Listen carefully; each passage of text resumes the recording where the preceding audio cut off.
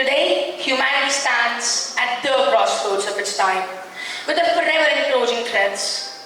And the only way out of this particular crossroads is the road labeled education. As only if we are educated can we solve the problems that are to come. But traditional mainstream education has been proven to not be enough, and a transformation is direly required.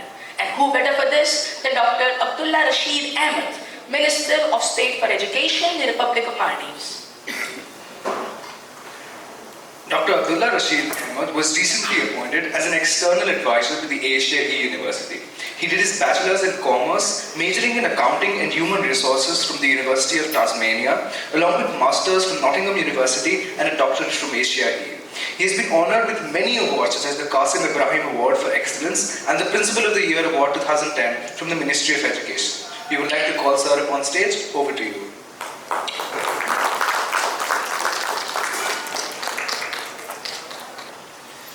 Bismillahirrahmanirrahim. The CEO of ScooNews, Mr. Ravi, and all the dignitaries, principals, educators, and everyone present here, Assalamu alaikum, and very good morning to you all. It gives me a great pleasure to participate in this important conference.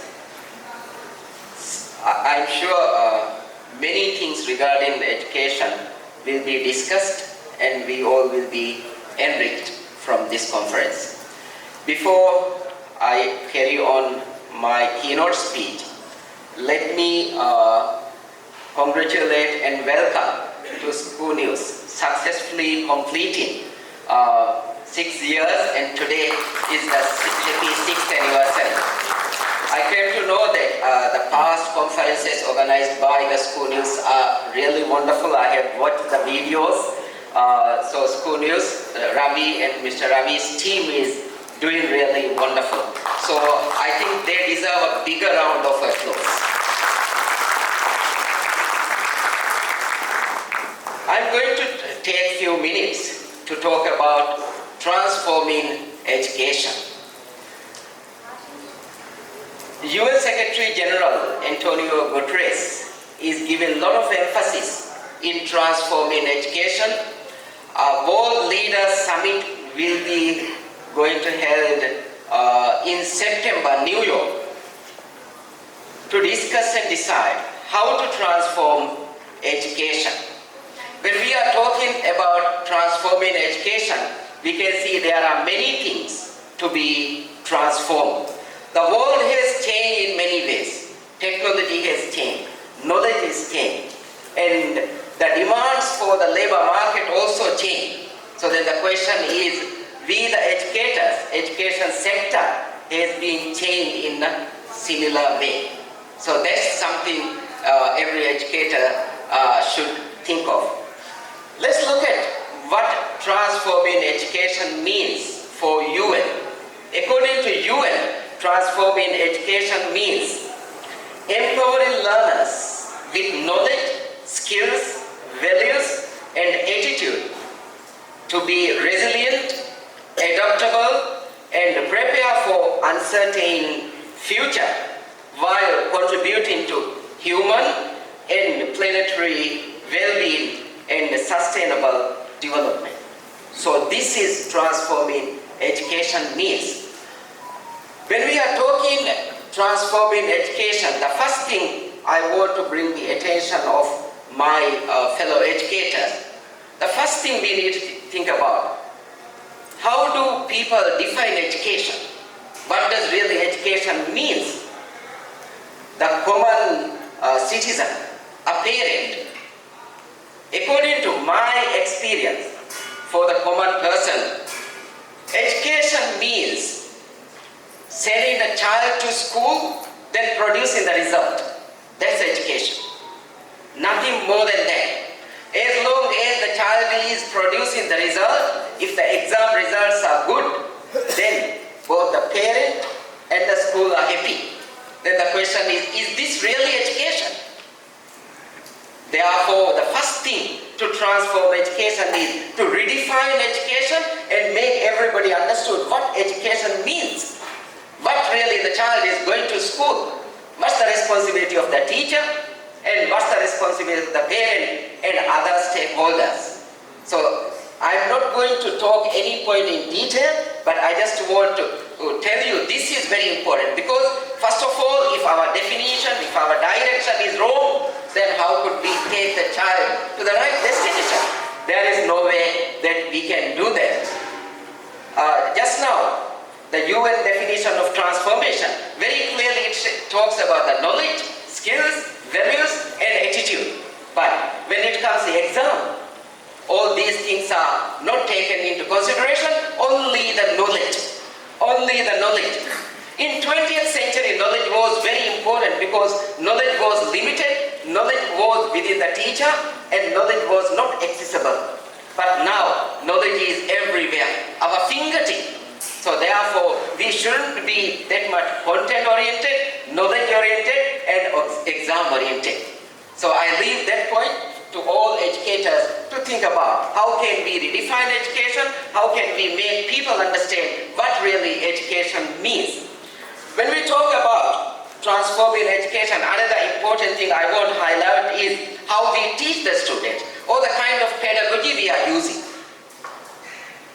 There are wonderful teachers, wonderful schools who really use very innovative and creative pedagogies. But then, in general, let's ask ourselves, what's our experience? What have we seen? What's the general practice in teaching and learning? Is that learner-centered? Is that teacher-centered? If the answer is learner-centered, then it is fine and doing a good work. But according to my understanding, still the general practice is teacher-centered. That a teacher comes in the class and the teacher is the commander in charge of the classroom. Teacher tells the students what to learn, how to learn, when to learn, and where to learn. And students are just following. So teacher has the remote. Is this the kind of pedagogy we should use now? Definitely no. It's not the kind of pedagogy we should use now. We should use or we should practice learner-centered pedagogy. We the educators, you all the educators, we all understand that knowledge cannot be transferred from one person to another person. Sometimes people say knowledge transferring. Definitely knowledge cannot be transferred. Knowledge should be created by the child. And the teacher's role is facilitating the child. Therefore, when we transform education, when we are talking about transforming the education, we should find ways and means how we can use more learner-centered, empower the child, and then teacher's role should be facilitating the child. So I want to bring this point again to the attention of all my dear colleagues and friends. If we really use this pedagogy, definitely students' learning will be better and they will be more empowered. If we are always using or mostly using teacher-centered method, students always will be depending on teacher. Even after their graduation, when they are in the workplace, still they will be depending on their supervisor or the seniors. They can't take the initiation. They always ask the people. They always follow the guidelines. But that's not what we want for the 21st century. And another point I want to highlight is to transform how we assess the students. Many schools in many countries are using different types of assessment. Assessment of learning, assessment for learning, and diagnostic assessment, summative or formative assessment. But then the question is, are we really assessing the child in multiple dimensions, in multiple ways, to assess all aspects of the child development in terms of education? Or are we just assessing the knowledge? If we are just assessing the knowledge, definitely our assessment is limited.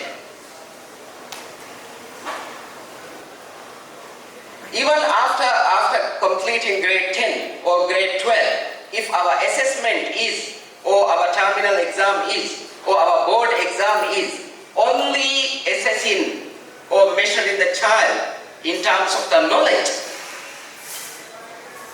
then it is a problem. According to my understanding, or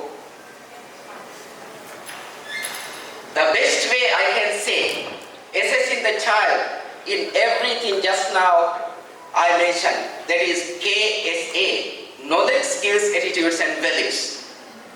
So board exams, international exams, everybody should think about how can we really do this. And another area I want to focus when we talk about transforming education is giving highest priority in developing 21st century skills.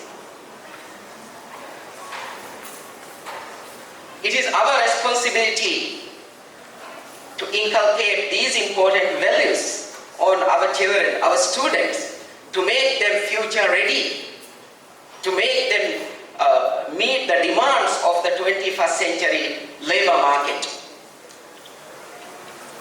During past few decades, the world economy was operated in production-based economy. But now, we are living in a knowledge-based economy, where the knowledge is the most important, skill is the most important, especially 21st century skills are the most important. I'm sure you all know this very well, and you are trying, because there in India there are excellent schools. I have no doubt that you all are doing these things.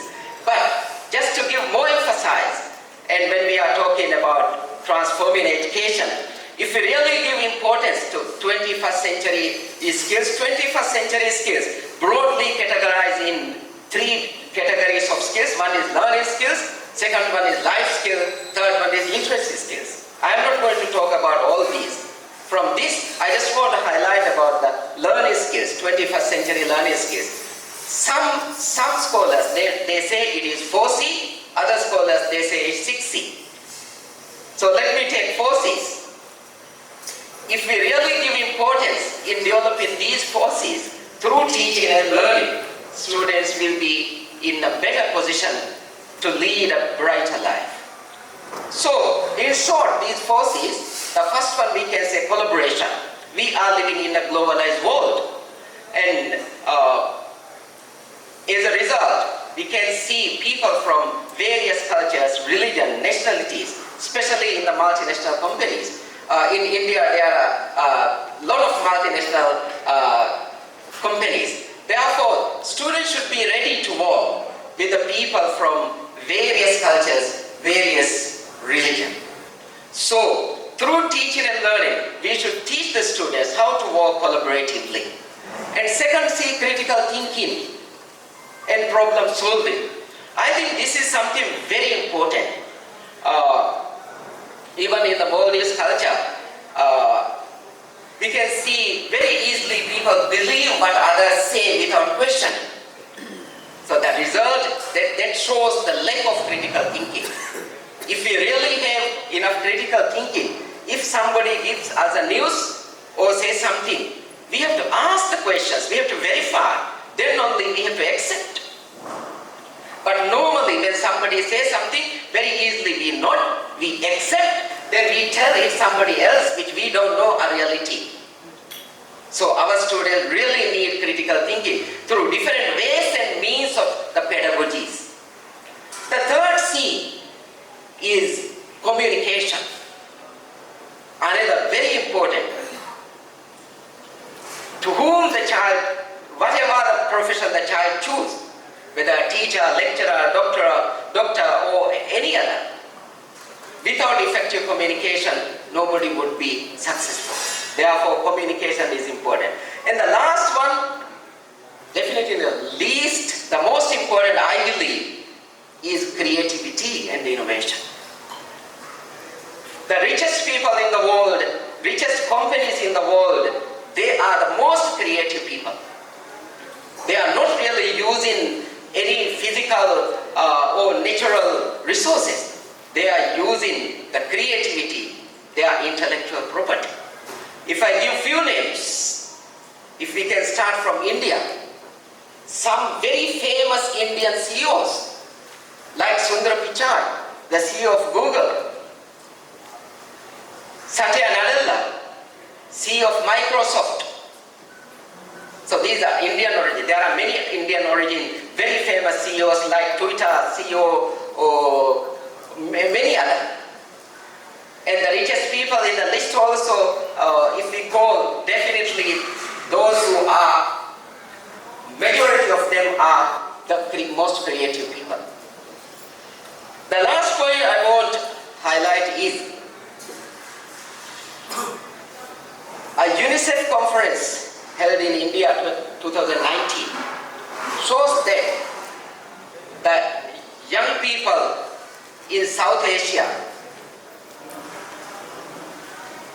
skill 21st century skill shortage is there when we compare other countries or other regions.